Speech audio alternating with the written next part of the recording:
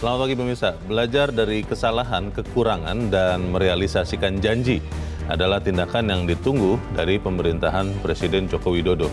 Menjelang akhir masa jabatan, revolusi mental adalah legasi, warisan yang seharusnya dilahirkan oleh Presiden Joko Widodo. 3 nilai utama, yaitu integritas, etos kerja, dan gotong royong, belum terlihat secara nyata dan masif. Indonesia justru mendapat rapot merah penanganan korupsi, dan revolusi mental dinilai gagal. Pemirsa, inilah editorial Media Indonesia di hari ini Kamis 20 Juli 2023 dengan tema Wariskan Revolusi Mental bersama saya Leonard Samosir. Anda semua para pemirsa bisa juga nanti menyatakan pendapat Anda dengan menelepon nomor telepon 021 583 99 100. Dan pemirsa, pagi ini telah hadir bersama saya anggota Dewan Redaksi Media Group Ade Alawi. Kang Ade, selamat pagi. Pagi, Mas Leo. Sehat-sehat? Alhamdulillah sehat. Revolusi mental masih ingat? Masih ingat ya. Karena kita mengingat itu, iya. Tapi melihatnya mungkin agak jarang. Tapi sebelum bahas itu, Kang Ade dan pemirsa, kita lihat dulu ada beberapa berita yang diperhatikan Media Indonesia. Yang pertama adalah, ini headline Media Indonesia untuk hari ini, Anda bisa lihat di harian Anda. Pertemuan Jokowi dan Surya menyejukkan. Surya di sini maksudnya Surya Paloh. Iya. Apa maksud menyejukkan ini, Kang Ade? Ya, menyejukkan ini artinya ini menepis dugaan banyak orang bahwa antara kedua tokoh ini ya, Presiden Jokowi dan Ketua Umum Partai Nasdem Surya Paloh, terjadi katakanlah ketegangan seperti itu ya. Keduanya semakin menjauh, begitu dikesankan banyak orang ya. Tapi dengan pertemuan ini menunjukkan bahwa kontestasi yang terjadi di negara ini untuk menyambut pemilu 2024 ini masih terjaga silaturahim ya antar elit politik. Dan pada kesempatan ini adalah seperti yang menjadi headline Media Indonesia, pertemuan Pak Jokowi dan Pak Surya Paloh ya. Ini saya kira harus kita apresiasi ya. Dan menarik diungkapkan oleh Pak Surya Paloh bahwa dalam pertemuan itu banyak yang dibicarakan, terutama menyenggol tentang revolusi mental. Itu ada pembicara di situ. Kemudian yang lain adalah Pak Jokowi bertanya juga ke Pak Surya Paloh, siapa sih wapresnya Pak Anies Baswedan ini gitu. Dan Pak Surya menjawab bahwa itu urusannya Pak Anies seperti itu. Jadi terjadi dialog yang sangat cair dan penuh kebahagiaan gitu, karena waktunya cukup lama, saya kira hampir 1 jam ya. Ini kan pembicaraan yang meskipun memang tidak terjadwal, tetapi ini menarik ya, dengan waktu yang lama. Ada beberapa pembicaraan yang tampaknya juga kemudian Pak Surya tidak merahasiakannya, mempublish hal itu. Jadi saya kira ini satu hal yang sangat menarik ya dan menyejukkan. Tapi memang akhirnya kalau menurut beberapa pengamat yang dikutip di dalam berita ini, Kang Ade, artinya adalah bahwa memang Joko Widodo dan Surya Paloh sudah berbeda pilihan untuk 2024.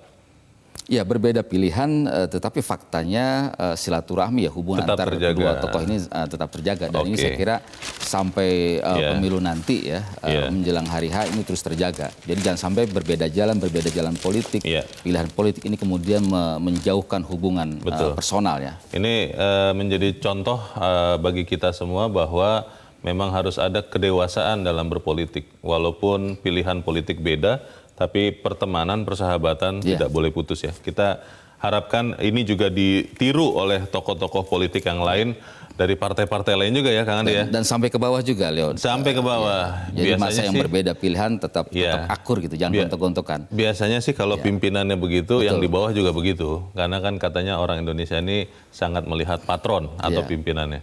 Kita tinggalkan berita itu, kita ke berita selanjutnya di halaman 2. Ini terkait dengan surat edaran Mahkamah Agung. Surat edaran Mahkamah Agung atau SEMA nomor 2 tahun 2023 kini jadi dilema. Ini maksudnya dilema seperti apa, Kang Ade? Ya, dilema ini adalah surat edaran Mahkamah Agung, tujuannya adalah untuk menciptakan koherensi hukum ya. Karena uji materi tentang Undang-Undang Perkawinan ya nomor 1 tahun 74 ini kemudian ditolak di MK.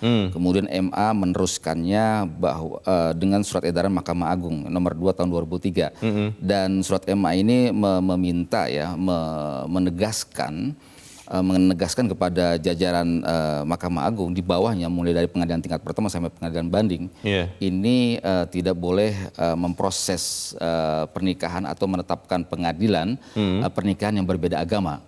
Nah, ini agar satu kesatuan karena uji materi di MK ditolak, kemudian MA meneruskannya kepada jajaran pengadilan di bawahnya agar tidak memproses ataupun menetapkan pengadilan memberikan penetapan tentang pernikahan beda agama. Baik. Jadi arahnya ke sana, tetapi dari kalangan NGO dari Setara Institute ini mengatakan bahwa SEMA ini adalah sebuah kemunduran karena tidak relevan, tidak sesuai dengan bangunan hukum kita yang memang berbasisnya adalah Pancasila, jadi keberagaman seperti itu. Tapi ini SEMA ini tidak berlaku surut kan ya, karena kan di dalam infografis, di dalam berita ini dikatakan sudah ada beberapa pengadilan negeri yang sudah mengabulkan permohonan perkawinan berbeda agama. Itu tidak berlaku untuk keputusan yang sudah terjadi dong? Ya, tampaknya tidak berlaku surut ya. Artinya yang sudah diputuskan ya sudah seperti itu. Ada beberapa pengadilan di sini memang sudah mengabulkan permohonan pernikahan beda agama, perkawinan beda agama ya, seperti PN Jakarta Pusat, Surabaya, Jakarta Selatan, Tangerang, dan Yogyakarta. Baik, kita ikuti nanti diskursus terkait dengan SEMA ini seperti apa. Kita tinggalkan berita ini, kita ke berita selanjutnya, ke halaman 3 pemirsa, terkait dengan berita pemilu 2024. Petakan wilayah rawan konflik di tahun politik. Yang rawan konflik ini dipetakan berdasarkan apa ini biasanya Kang Ade? Ya, dipetakan ini berdasarkan pertama adalah area-area proses tahapan pemilu, kemudian daerah-daerah yang memang katakanlah sangat gampang orangnya tersulut konflik ya.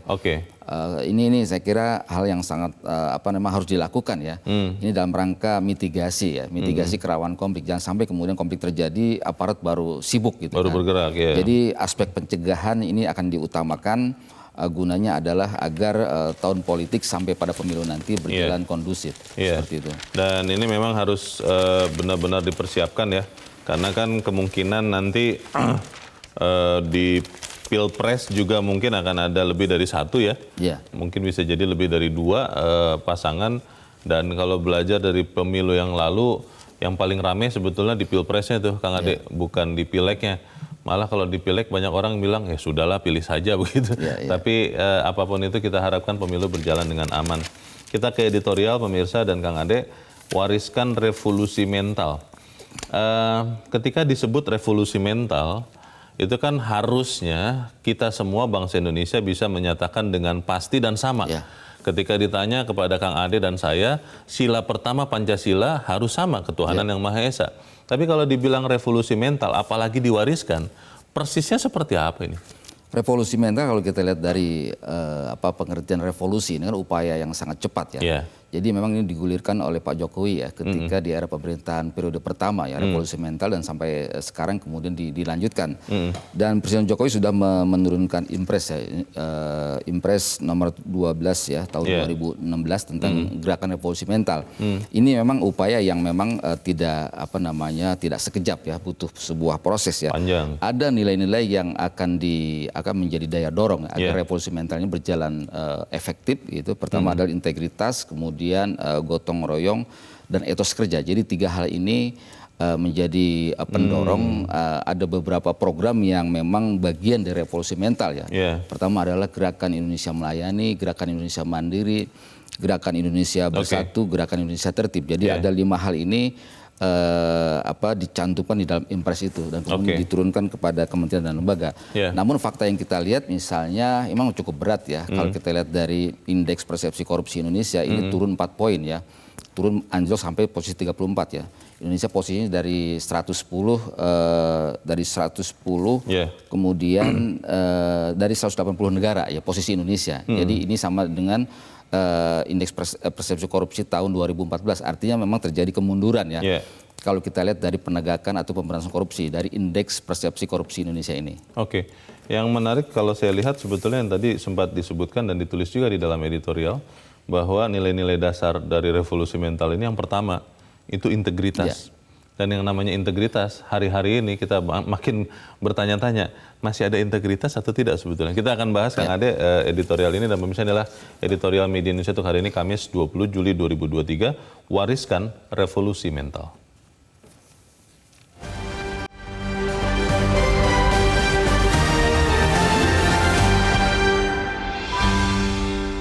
mewariskan revolusi mental.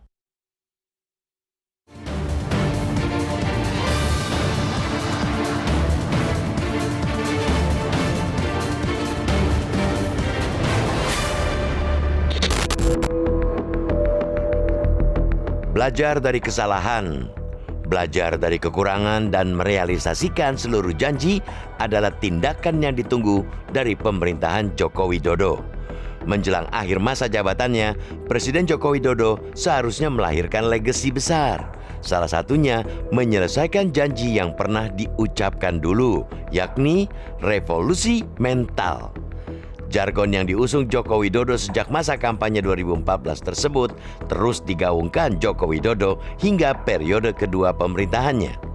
Mantan wali kota Solo itu menerbitkan Instruksi Presiden nomor 12 tahun 2016 tentang Gerakan Nasional Revolusi Mental yang mengamanahkan perbaikan dan pembangunan karakter bangsa yang mengacu kepada nilai-nilai dasar yaitu integritas, etos kerja, dan gotong royong. Dalam revitalisasi mental terhadap 5 gerakan yaitu Gerakan Indonesia Bersih, Gerakan Indonesia Melayani, Gerakan Indonesia Tertib, Gerakan Indonesia Mandiri, dan Gerakan Indonesia Bersatu. Seiring dengan itu, pemerintah saban tahun menggelar Anugerah Revolusi Mental kepada lembaga pemerintah, lembaga mitra Gerakan Nasional Revolusi Mental, swasta, dan masyarakat ataupun gerakan komunitas yang melakukan perubahan secara nyata, terukur, inspiratif, dan berkelanjutan. Perhelatan tersebut penuh gebiar, namun jejaknya tak berbekas dalam konteks berbangsa dan bernegara. 3 nilai utama yang dikembangkan sebagai pengungkit revolusi mental yaitu integritas, etos kerja, dan gotong royong belum terlihat secara nyata dan masif di masyarakat. Indonesia justru mendapat raport merah untuk penanganan korupsi. Indeks persepsi korupsi Indonesia anjlok pada 2022, mengalami penurunan 4 poin hingga berada di skor 34, berada di peringkat ke-110 dari 180 negara yang disurvei.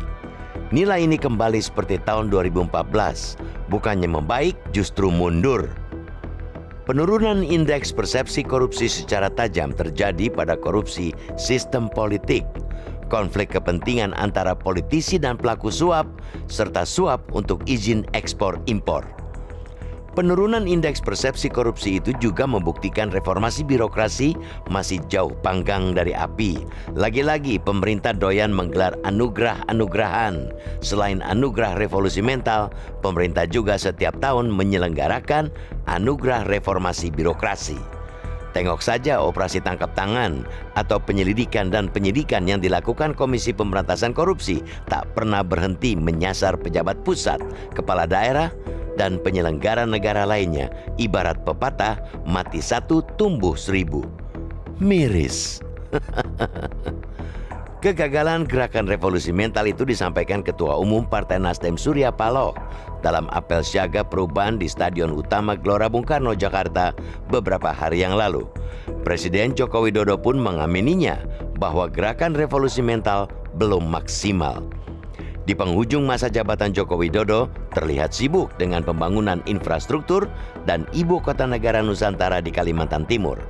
Kesibukan Joko Widodo tak kalah hebohnya dengan cawe-cawe untuk menentukan penerusnya pada pemilu 2024. Gagasan revolusi mental pernah disampaikan Presiden Soekarno pada peringatan Hari Kemerdekaan 17 Agustus 1956. Menurut Bung Karno, revolusi mental sebagai suatu gerakan untuk menggembleng manusia Indonesia agar menjadi manusia baru yang berhati putih, berkemauan baja, bersemangat elang Raja Wali, dan berjiwa api yang menyala-nyala. Seyogianya Jokowi mengacu ke pemikiran Bung Karno tentang revolusi mental. Namun apalah artinya gerakan revolusi mental jika sekadar seremoni, slogan kosong tanpa makna, tanpa jiwa. Namun Jokowi masih ada kesempatan merealisasikan revolusi mental di sisa kekuasaannya, asalkan fokus dan punya niat mewariskan revolusi mental agar sejarah mencatat mantan gubernur DKI itu dengan tinta emas bahwa revolusi mental adalah legasi besar Presiden Joko Widodo.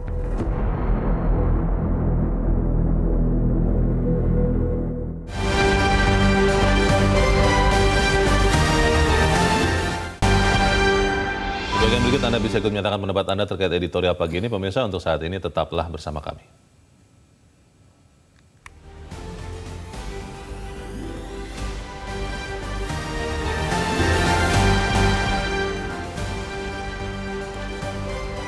Terima kasih Anda masih bersama kami pemirsa, dan saat ini kita, Kang Ade, kita akan bertanya dulu. Saat ini kita sudah terhubung lewat saluran telepon dengan Sekretaris Umum PP Muhammadiyah, Abdul Mukti. Pak Mukti, selamat pagi. Assalamualaikum.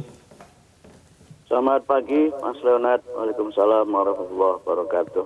Ya, Pak Mukti, revolusi mental itu sebenarnya kalau kita pahami sesuatu yang sangat baik, memperbaiki akhlak, memperbaiki kelakuan, supaya kemudian apapun yang terjadi, perkembangan di luar kita, entah itu teknologi, kemajuan infrastruktur, maka kita semua tidak akan mencurinya, korupsi.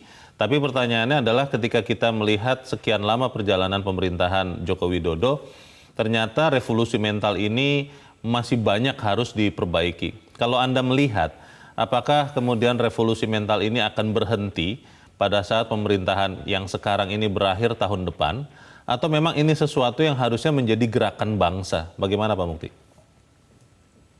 Yang pertama, saya kira revolusi mental itu harus terus berkelanjutan. Siapapun yang memimpin Indonesia pada masa yang akan datang. Yeah. Karena kalau kita mengkaji pembukaan Undang-Undang Dasar 45, rujukan revolusi mental itu kan ada pada cita-cita pada para pendiri bangsa yang mereka menyampaikan dalam pembukaan itu Indonesia ini dibentuk adalah untuk memajukan kesejahteraan umum, mencerdaskan kehidupan bangsa dan ikut serta melaksanakan ketertiban dunia. Kemudian yang kedua, kita juga melihat itu sebagai sebuah pernyataan politik dan juga sebagai sebuah tekad besar dari Presiden Soekarno pada 17 Agustus 57, yang di situ beliau menyampaikan pandangan dan berbagai hal penting menyangkut revolusi mental itu. Yang kalau kita mengkaji pidatonya Bung Karno itu kan tujuannya adalah untuk membangkitkan kembali semangat perubahan berkemajuan bangsa Indonesia. Betul. Dan kalau kita merujuk pada peraturan Menko PMK nomor 3 tahun 2017, revolusi mental itu kan sebuah gerakan hidup baru untuk mewujudkan Trisakti, yaitu Indonesia yang berdaulat dalam politik, kemudian berdikari dalam ekonomi, dan berkepribadian dalam kebudayaan. Baik. Itu menurut saya sebuah misi penting yang siapapun yang menjadi pemimpin Indonesia masa depan harus berkomitmen untuk mewujudkan Indonesia seperti yang dicita-citakan oleh para pendirinya. Pak Mukti, salah satu yang disebutkan di dalam Inpres nomor 12 tahun 2016 tentang revolusi mental, itu nilai dasarnya adalah integritas, etos kerja, dan gotong royong. Saya tertarik untuk melihat integritas ketika kita melihat bahwa ternyata sekian lama, sekian tahun perjalanan pemerintahan ini, sekian pejabat juga tertangkap tangan ataupun tidak tangkap tangan, tapi sudah ketahuan terbukti korupsi, itu kan artinya integritasnya nol, tidak ada Pak. Lalu ketika belakangan kita mendengar bahwa yang penting adalah pencegahan, ada pejabat yang mengatakan itu. Kalau OTT itu norak katanya begitu. Kalau saya melihat akhirnya jadinya terbalik-balik ini cara berpikirnya. Kalau menurut Anda seperti apa Pak Mukti? Ya, saya kira kita memang harus menyadari betul bahwa sekarang ini kita sedang mengalami 3 krisis ya. Yang pertama adalah krisis integritas dan pandemik korupsi dalam penyelenggaraan negara. Kemudian juga krisis terkait dengan lemahnya etos kerja, kreativitas, dan daya saing, sehingga kita ini tertinggal dengan bangsa-bangsa lain. Yang ketiga, krisis identitas yang ditandai dengan melemahnya budaya gotong royong yang merupakan aset sosial bangsa Indonesia. Masalah tingginya korupsi di Indonesia itu adalah cermin dari 3 krisis yang memang sangat akut dalam kehidupan kita, dan saya sangat khawatir ketika persoalan integritas ini dianggap sebagai sesuatu yang biasa-biasa saja gitu. Ada yang berpendapat ketika seseorang itu ditangkap, itu mah dia lagi sial saja gitu. Yang lain juga banyak tapi nggak ditangkap. Nah, ini kan saya kira sebuah sikap mental yang menurut saya sangat berbahaya untuk kita berbicara Indonesia yang bersih ya, sebagai bagian dari revolusi mental itu kan Indonesia yang melayani, bersih, tertib, mandiri dan bersatu kan. Nah, kalau ini dianggap sebagai sesuatu yang sepele, termasuk misalnya turunnya indeks demokrasi kita ya, yang juga memang kita kan di awal-awal reformasi mendapat apresiasi dunia sebagai negara yang sangat demokratis, tapi setelah reformasi lebih dari 20 tahun ternyata indeks demokrasi kita juga tidak beranjak naik, bahkan dalam beberapa hal juga menjadi keprihatinan dari para aktivis demokrasi. Baik, Pak Mukti, ini pertanyaan terakhir saya, Pak. Kalau menurut Anda, masih bisa tidak pemerintahan sekarang ini mewariskan revolusi mental yang sesungguhnya, Pak? Saya kira kalau perhatiannya lebih ditingkatkan masih memungkinkan, walaupun mungkin memang tidak seperti target yang diharapkan. Karena selama ini revolusi mental itu memang kurang mendapat perhatian, karena perhatiannya rupanya pada sektor lain gitu. Padahal seharusnya kalau ini menjadi perhatian bersama, melibatkan semua pihak, dan kemudian memang didukung dengan dana yang lebih besar lagi gitu, saya kira kita masih ada waktu. Baik. Kita harapkan bahwa memang benar revolusi mental ini tidak berhenti jadi jargon ya, tetapi menjadi semangat kita bersama-sama siapapun pemimpin kita. Untuk saat ini terima kasih pencerahan yang sudah diberikan Sekretaris Umum PP Muhammadiyah Abdul Mukti. Pak Mukti, terima kasih Pak, selamat pagi. Kang Ade, sedikit saja, kalau melihat revolusi mental kan harusnya ini bukan hanya semangat dari satu orang atau satu kelompok, tapi semangat bangsa. Pertanyaannya, apakah memang benar ini adalah keinginan kita bersama, atau ini hanya sesuatu yang disampaikan dalam rangka kepentingan politik saja? Ya, saya kira keinginan kita bersama ya, ketika kita mengakui Pancasila sebagai dasar negara, sebagai falsafah bangsa, maka itu jelas isinya adalah revolusi mental ya. Hanya saja dalam pelaksanaannya saya kira perlu menjadi sebuah gerakan sosial ya. Gerakan sosial maksudnya adalah bahwa revolusi mental ini kalau mau efektif itu bukan lagi secara top down ya, secara dari atas dari bawah, secara struktural. Tapi bagaimana revolusi mental ini berjalan secara kultural.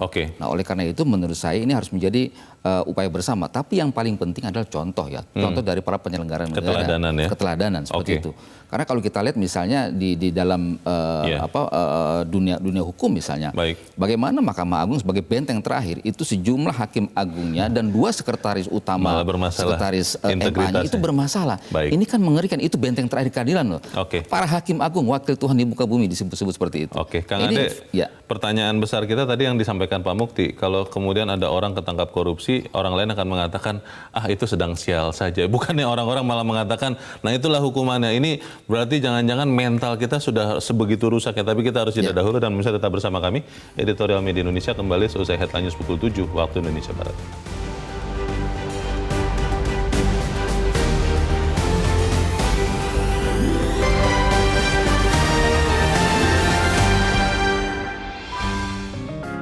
Media Indonesia mengajak Anda untuk mengakses fitur premium e-paper.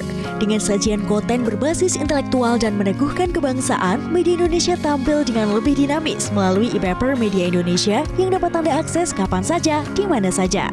Caranya mudah, download aplikasi Media Indonesia di Android atau ketik link e-paper.mediaindonesia.com atau bisa scan QR Code pada layar kaca Anda. Klik tab e-paper di bagian samping layar tablet Anda, daftarkan data diri, serta pilih paket berlangganan e-paper Media Indonesia sesuai dengan kebutuhan Anda. Nikmati juga bonus spesial tambahan 4 halaman rubrik fokus setiap hari.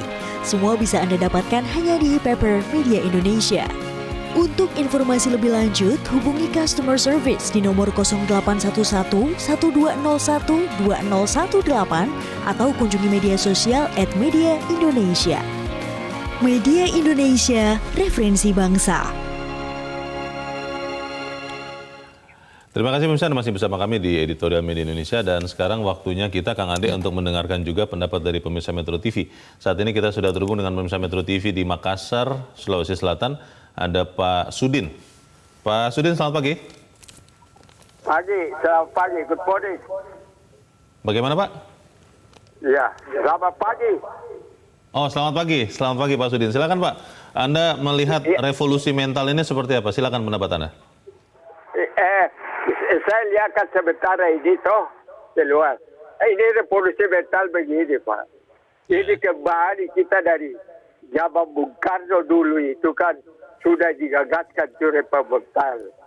Dan faktanya itu Bapak kita presiden pertama itu memang jalan tidak ada itu korupsi, tidak ada apa. Dan kenapa sekarang ini sampai akhir-akhir sekarang ini kenapa? Itu ada 3 faktor Pak. Pertama di rumah tangga kita tidak membina anak-anak kita, generasi kita, apalagi sekarang kebanyakan itu di HP terus pengaruh situ.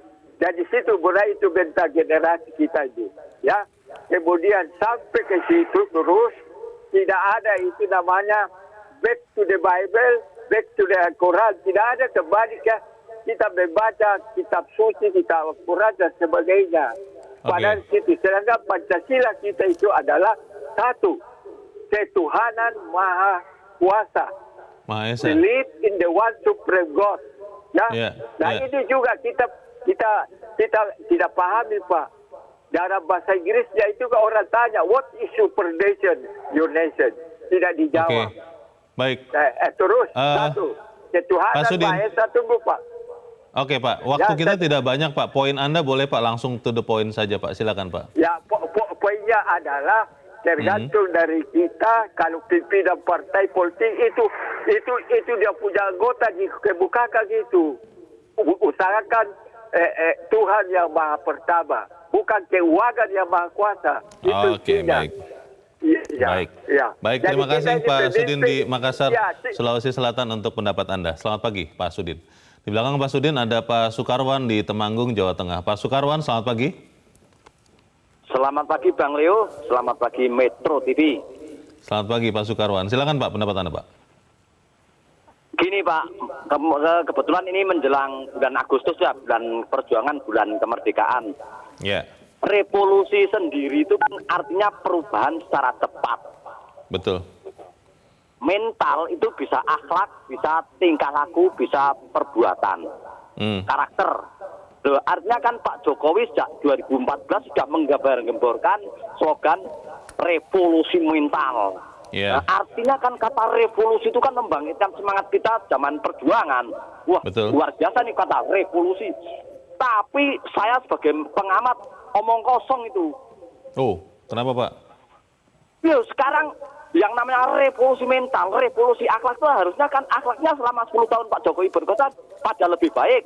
Tidak ada anak-anak tawuran, tidak ada seorang ayah memperkosa anak kandungnya, tidak ada lembaga hukum malah korupsi merajalela. Wah sembarang pokoknya. Kalau ada slogan membumikan Pancasila, Pancasila itu kalau mau belajar 36 butir Pancasila. Yang dulu ketuanya BP7, mertuanya Pak SBY, Pak Sarwoedi. Itu sudah diperas santannya Pancasila itu. Sekarang pelajaran Pancasila saja di SD, SMP, SMA, dan perguruan tinggi ditiadakan. Mau mental dari mana, mau membumikan Pancasila dari mana, omong kosong itu. Betul. Oke, gitu aja. Pokoknya yang namanya membumikan Pancasila sama revolusi mental itu omong kosong. Baik. Terima kasih Pak Sukarwan di Temanggung, Jawa Tengah untuk pendapat Anda. Selamat pagi. Pak Sukarwan kelihatannya sudah mulai kehabisan kesabaran. Tapi kita masih ada seorang pemirsa lagi, Kang Ade. Kita mau mendengarkan pendapat dari pemirsa Metro TV di Makassar, Sulawesi Selatan. Ada Ibu Lia. Ibu Lia, selamat pagi. Assalamualaikum. Waalaikumsalam, Bu Lia. Bagaimana Bu pendapat Ibu? Silakan Bu. Ya, sama dengan tadi Pak Sukarwan ya, menjelang proklamasi nanti 17 Agustus. Ini sebenarnya kita kasihan dengan pahlawan kita. Itu jadi sebenarnya kalau mewariskan, misalnya kurang tepat saya kalau judulnya ya, tapi meningkatkan. Apa yang mau diwariskan kalau mentalnya masih bobrok ya. Jadi meningkatkan revolusi mental supaya sesudah hari kemerdekaan nanti, sesudah 17 Agustus itu kita lihat bagaimana para petinggi kita ini ya. Dan kuncinya ada dua, konsistensi dan integritas. Nah, ini jadi kadang-kadang tidak konsisten. Para pemimpin kita itu tidak konsisten dengan apa yang dia buat aturan sendiri. Jadi biasanya dia membuat aturan dan mereka sendiri yang melanggar. Nah, jadi ini dua kunci, integritas dan konsistensi. Kemudian berikutnya lagi adalah para pemimpin kita tadi ini adalah seperti tidak melihat ke depan ini, apalagi menjelang ini berkasat kusuk untuk Pilpres 2024 ya. Ini seperti tertinggal ya berita-berita yang lain, karena selalu ini yang ditonjolkan adalah menjelang perhatiannya ke Pilpres saja begitu ya Bu. Ya, jadi mudah-mudahan sesudah perayaan kemerdekaan nanti ini para pejabat kita itu bisa mengambil hikmah dan betul-betul menghayati, jadi bukan hanya seremonial tapi intinya. Intinya yang diambil di situ apa pelaksanaan hari kemerdekaan. Mudah-mudahan ke depan bangsa kita ini lebih maju. Makasih. Assalamualaikum. Waalaikumsalam. Terima kasih Bu Lia di Makassar, Sulawesi Selatan. Selamat pagi Bu. Kalau tiga pemirsa kita ini Kang Ade dijadikan sampel dari sikap dari bangsa kita, melihat apakah memang kita sudah menjalankan revolusi mental dengan baik. Artinya kita cukup jeli untuk melihat ya bahwa banyak yang harus diperbaiki. Tapi pertanyaannya begini Kang Ade, ketika banyak masalah kan kita harus prioritaskan. Apakah memang bisa prioritas untuk memperbaiki atau mewujudkan revolusi mental di saat-saat ini kita setiap hari tidak jauh-jauh dari capres, cawapres, siapa berkoalisi dengan siapa, semuanya terkait dengan pemilu. Masalah mental ini akhirnya ketika kita melihat kejadian nyata masyarakat, ada suami istri saling pukul, saling bunuh, kepada anaknya juga, kepada yang lain. Korupsi begitu banyak, kan akhirnya semacam tidak ada pengharapan. Bagaimana Kang Ade? Ya, gerakan revolusi mental ini tidak hanya pada aspek korupsi ya, tetapi aspek-aspek lain juga itu tidak berjalan ya. Misalnya dalam gerakan revolusi mental ya, misalnya yang poin 4 ya, gerakan Indonesia Mandiri. Dalam praktiknya penyelenggaraan bernegara ini, kita ini masih tergantung pada importasi. Misalnya 17 komoditas itu kita masih impor. Beras, gula, bawang. Komoditas pangan ya? Komoditas pangan. yang sebenarnya ini tumbuh di Indonesia? Tumbuh di Indonesia. Ini kan hari-hari kita kan kita ironis. bisa nanam gitu kan. Indonesia sangat subur gitu kan. Dan ini adalah kebutuhan kita sehari-hari. Tapi faktanya pemerintah tidak bisa menghentikan importasi. Nah ini contohnya ya. Kita jangan jauh-jauh soal korupsi lah, soal Indonesia Mandiri aja. Sampai hari ini kita nggak mau tuh menjadi bangsa yang mandiri. Kita masih bangsa yang tergantung. Beras kita masih impor dan sebagainya. Dan anehnya lagi kalau kita lihat ya pola-pola importasi dan saya melihat indikasi memang sebuah permainan ya. Importasi dilakukan saat akhir gitu loh. Ada peta kompli di situ. Mencari rente. Boleh diduga, saya kira seperti itu. Beberapa kasus misalnya yang ditangani oleh aparat penegak hukum itu terjadi pemburu rente di situ. Nah ini misalnya contoh Indonesia Mandiri, kita tidak bisa menjadi bangsa mandiri ketika hari ini kita tidak bisa menghentikan impor. Garam kita masih impor. Indonesia itu garis pantainya terpanjang di dunia. Tapi kita masih impor garam. Padahal garam dari laut. Nah ini saya kira kebijakan pemerintah yang paradoksal ini harus dihentikan. Contoh yang lain, Indonesia Mandiri. Kalau kita lihat dari industri pakaian jadi, alas kaki dan sebagainya itu hancur lebur karena apa? Misalnya Indonesia industri pakaian hancur sama impor pakaian bekas tuh bertonton. Katanya itu terjadi karena lewat jalur tikus, enggak juga. Tikus beberapa yang kita investigasi itu lewat jalur formal. Tikus itu yang berkepala hitam dan berkaki dua. Nah itu dia. Nah ini saya kira juga konsistensi kita bagaimana 5 gerakan revolusi mental ini harus betul-betul nyata. Ketika ini tidak nyata, masyarakat juga apatis. Ngomong doang, faktanya nggak ada seperti itu. Tapi sebetulnya kalau kita melihat Kang Ade, pemerintahan ini kan sebenarnya sedang berusaha juga ketika membangun begitu rupa infrastruktur, membangun begitu rupa apa yang kita butuhkan yang selama sekian lama tidak dibangun. Kan harapannya bahwa dengan infrastruktur yang lebih baik, maka kemudian memperbaiki mental itu akan bisa lebih mudah. bagaimana kita bisa meminta pengendara kendaraan untuk disiplin ketika misalnya jalannya tidak ada jalan tol dan itu masih umpel-umpelan, akhirnya semua pakai bahu jalan, bahkan mungkin masuk ke rumput begitu ya. Ketika sudah ada jalan tol kan logikanya ketika ada 4 lajur, 6 lajur kan akhirnya bisa disiplin. Bisa seperti itu tidak pemikirannya? Ya, saya kira bisa ya. Pembangunan itu harus harus holistik ya. Tidak hanya yang bersifat material tapi juga imaterial ya. Ketika berbicara misalnya infrastruktur, apa sih peran masyarakat di situ? Masyarakat bisa dampaknya apa buat masyarakat?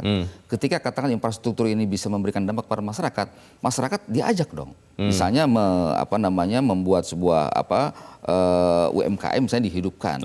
Jadi ada sebuah ekosistem yang terbangun sehingga infrastruktur yang namanya jalan itu tidak sia-sia. Misalnya Kertajati. Kertajati ini kan bandara yang salah satu yang termegah ya di Asia ya.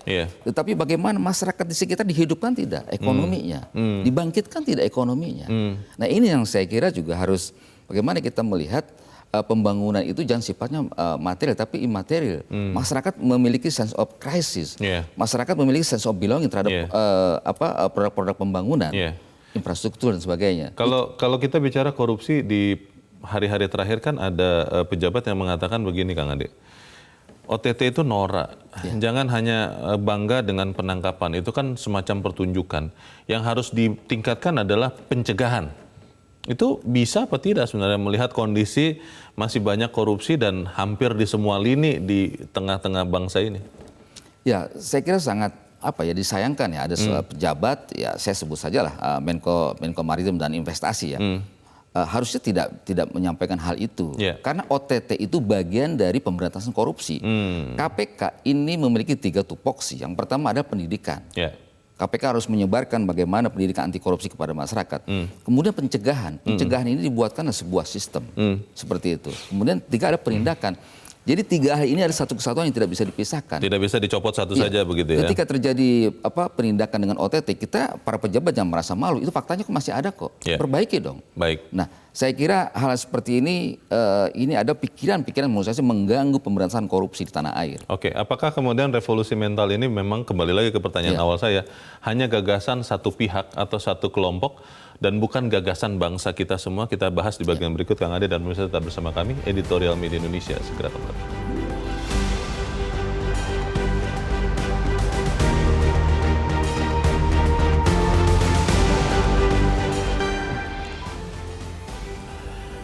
Terima kasih pemirsa Anda masih bersama kami, kita di bagian akhir dari diskusi kita pagi ini. Kang Ade, kalau kita ingat syair dari lagu kebangsaan Indonesia Raya, itu dikatakan bangunlah jiwanya, bangunlah badannya. Dan kalau dikedepankan, didahulukan jiwa, artinya memang mental, jiwa, karakter ini menjadi prioritas.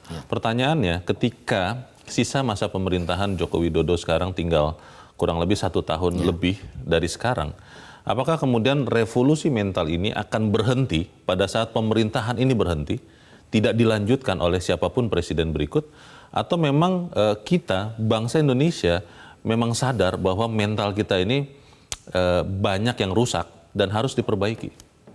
Ya, revolusi mental saya kira harus diwariskan ya siapapun nanti yang memerintah ya. Setidaknya di tingkat masyarakat ini harus berjalan ya revolusi mental ini. Oleh karena itu maka di sisa akhir jabatan ini Pak Jokowi harus memberikan fokus ya, fokus pada revolusi mental ini. Nah, salah satu fokus pada periode kedua adalah pembangunan SDM. Pembangunan SDM ini tidak hanya secara fisik ya, tetapi secara afektif, mempunyai sikap sosial yang baik, gitu kan, gotong royong, memiliki etos kerja. Ini kan bagian dari pembangunan SDM. Jadi di sisa akhir jabatan Pak Jokowi tidak lagi, saya kira juga harus fokus ya pada pembangunan SDM ya, pada pembangunan karakter bangsa. Jangan terlalu fokus pada infrastruktur. Jangan lagi sering kali disebut ini IKN Ibu Kota Negara Nusantara. Ini saya kira juga melemahkan gerakan revolusi mental. Nah, yang lain misalnya juga konsistensi pemerintah dalam gerakan Indonesia Mandiri. Kita tahu bahwa beberapa hari terakhir ini minggu lalu, sekitar 2 minggu lalu, pemerintah menegaskan akan impor kereta baru. Gerbong kereta ya. Gerbong kereta. Padahal kita mempunyai industri perkereta apian. PT Inka di Madiun. Nah, sebelumnya ini kan ribut ini di kalangan pemerintah sendiri ini terjadi pro kontra. Yang semula mau importasi kereta bekas kemudian jadi malah baru.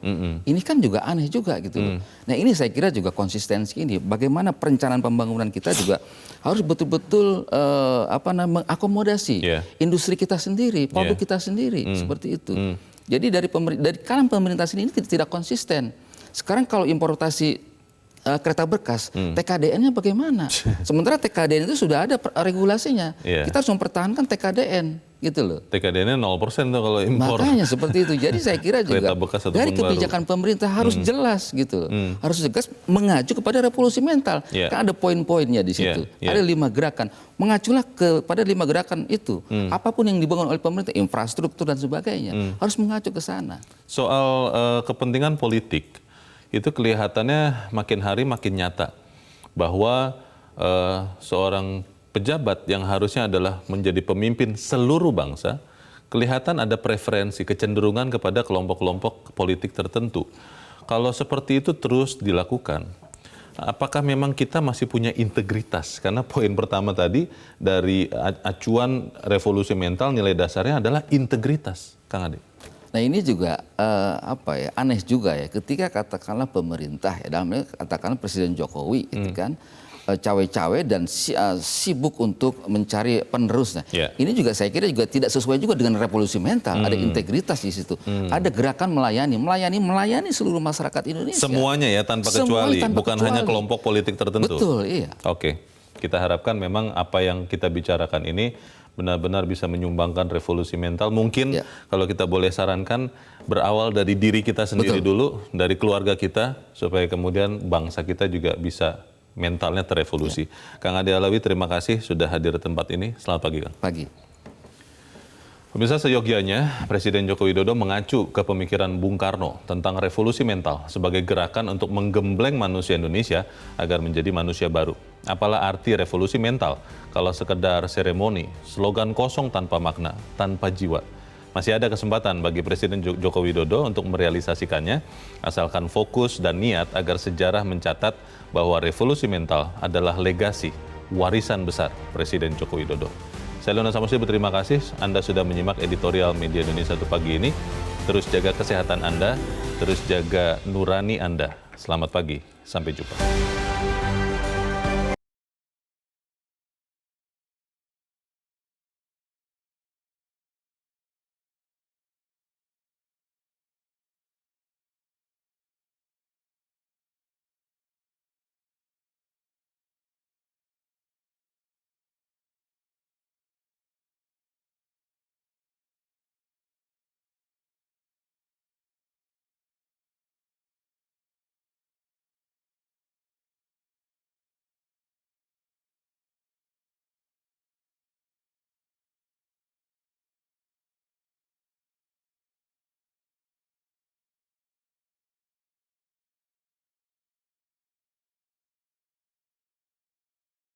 Cara mudah mendapatkan informasi dengan satu sentuhan jari. Download Metro TV Extend.